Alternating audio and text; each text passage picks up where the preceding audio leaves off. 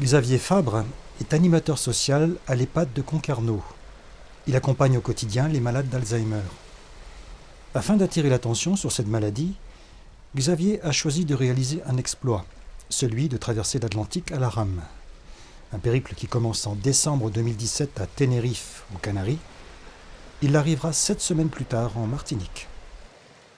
Alors cette traversée, elle a du sens parce que j'y ai trouvé beaucoup d'analogies en termes de contexte avec ce que peuvent traverser les malades, comme la rupture sociale, les troubles, les communications perturbées, difficiles, et puis plein d'autres qui sont venus comme une évidence. J'étais livré à plein de sentiments auxquels je ne m'attendais pas, la colère, par exemple, quand l'océan se laisse pas ramer, quand il me fait mal, quand il envoie ses avirons cogner dans mes côtes, dans mes tibias, quand il me blesse, je râle, je peste, j'insulte. C'est des comportements qu'on peut retrouver auprès des personnes Alzheimer.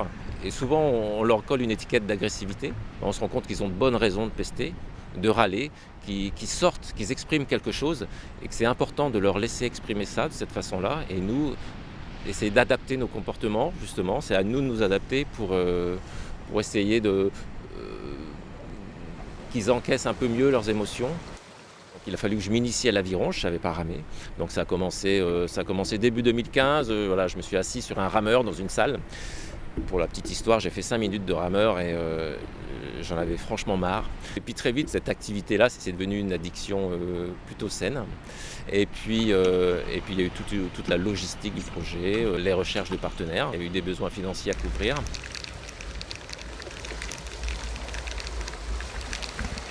Est-ce qu'à un moment donné, au milieu de l'océan, on se dit « mais non, j'y arriverai pas, je peux pas, c'est trop dur ». J'avais toute une équipe derrière moi, et quand je dis l'équipe, c'est tous les résidents, toutes les personnes dont je m'occupe. Bon, ils avaient leur prénom gravé sur la coque, là. Donc d'un petit coup d'œil, voilà, je pensais à eux, et ils me donnaient une énergie incroyable.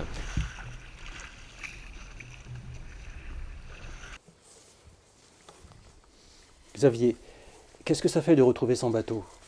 Il a été complètement personnifié pendant ces 50 jours. C'était mon compagnon de voyage, voilà.